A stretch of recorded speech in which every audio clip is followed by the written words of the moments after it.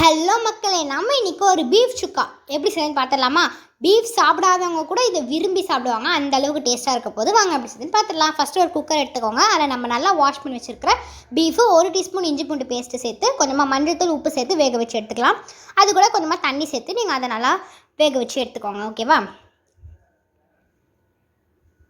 இப்போ பார்த்தீங்கன்னா ஒரு ஜாரில் மெழுகு நம்ம கொஞ்சமாக அரைச்சி எடுத்து வச்சுக்கலாம்.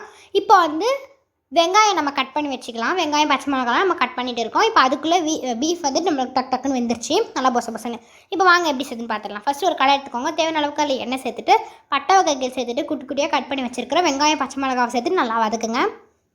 அதனால் கொஞ்சம் நேரத்துக்கு வேகணும், அப்போ தான் நம்மளுக்கு நல்லா டேஸ்ட்டாக இருக்கும். ஓகேவா? நல்லா நீங்கள் வதங்குவீங்க. வெங்காயத்தை நீங்கள் எந்த அளவுக்கு வதங்க வைக்கிறீங்களோ அந்த அளவுக்கு நம்ம கொத்தமல்லி சேர்த்து அதையும் நல்லா நீங்கள் மிக்ஸ் பண்ணி வெங்காயம் என்ன நல்லா அப்படின்னா நீங்கள் மஞ்சத்தூள், மிளகாய்த்தூள், கரம் மசாலா, இதுதான் மசாலாவை. வேறு எந்த மசாலாவும் நீங்கள் ஆட் பண்ண வேணாம். கொஞ்சமாக அது கூட உப்பு சேர்த்துக்கோங்க. நம்ம கறியில் ஏற்கனவே கொஞ்சமாக உப்பு சேர்த்து கொஞ்சமாக கொஞ்சம் நல்லா மிக்ஸ் பண்ணிவிடுங்க.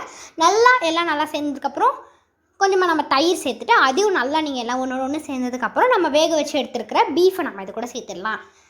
அதையும் சேர்த்துட்டு அது எல்லாமே நல்லா ஒன்றோட ஒன்று கறியோட சேர்த்து அந்த கறியில் கொஞ்சம் நேரம் வேக விடுங்க. கைவிடாமல் கொஞ்சம் நேரம் கிளறுங்க. அப்போ தான் நம்மளுக்கு இன்னும் நல்லா டேஸ்ட்டாக சூப்பராக நம்மளுக்கு கிடைக்கும். இப்போ சளி இருக்கிறவங்களுக்கு இதெல்லாம் நீங்கள் செஞ்சு கொடுத்தீங்க அப்படின்னா நம்மளுக்கு நெஞ்சு சளி எல்லாமே குறையும்.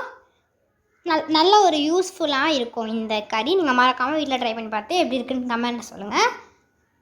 சாப்பிட்டு பார்த்து நான் சொல்கிறேன், செம்ம டேஸ்ட்டாக இருந்தது. நீங்களும் மறக்காமல் எப்படி இருந்ததுன்னு கமெண்ட்டில் எங்கள் கூட ஷேர் பண்ணிக்கோங்க. வேறு எந்த மாதிரி டிஷ்ஷஸ்லாம் உங்களுக்கு வேணுன்றதையும் கமெண்ட்டில் சொல்லுங்கள். உங்களுக்காக அம்மா செஞ்சு கொடுப்பாங்க. மறக்காமல் அந்த சப்ஸ்கிரைபர் பட்டனை தட்டி விட மறந்துடாதீங்க. மறக்காமல் ஒரு லைக் போட்டுருங்க. ஓகேவா?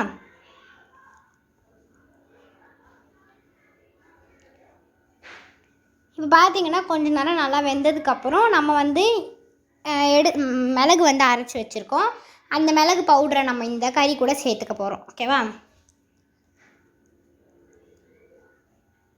மிளகு பவுடரை இந்த கறி கூட சேர்த்துட்டு அதையும் நல்லா நீங்கள் மிக்ஸ் பண்ணிட்டுக்கோங்க.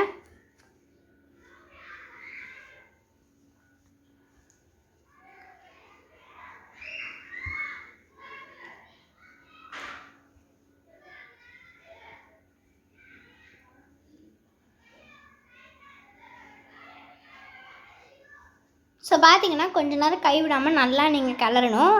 அந்த அளவுக்கு நீங்கள் டேஸ்ட்டு கொடுக்கும். ஓகேவா?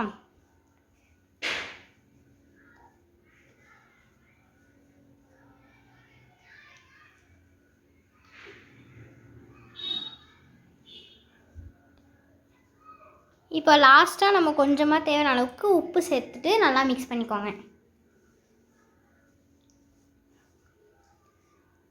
ஃபைனல் டச்சாக நம்ம கொஞ்சமாக உப்பு சேர்த்து கொதிக்க விட்டு நம்ம இறக்கிட்டோம் அப்படின்னா நம்மளுக்கு சூப்பராக கமன்னு பீஃப் சுக்கா ரெடி ஆகிடும். இதை நீங்கள் மறக்காமல் வீட்டில் ட்ரை பண்ணி பார்த்து எப்படி இருக்குன்னு கமெண்ட்டில் சொல்லிவிடுங்க. செம்ம டேஸ்ட்டாக இருந்தது. லாஸ்ட்டாக ஃபைனல் டச்சாக கொத்தமல்லி தூவிட்டியாக இருக்கட்டோம்னா செம்மையாக ரெடி ஆகிடுச்சு நம்மளுக்கு பீஃப் சுக்கா. மறக்காமல் வீட்டில் ட்ரை பண்ணி பாருங்கள்.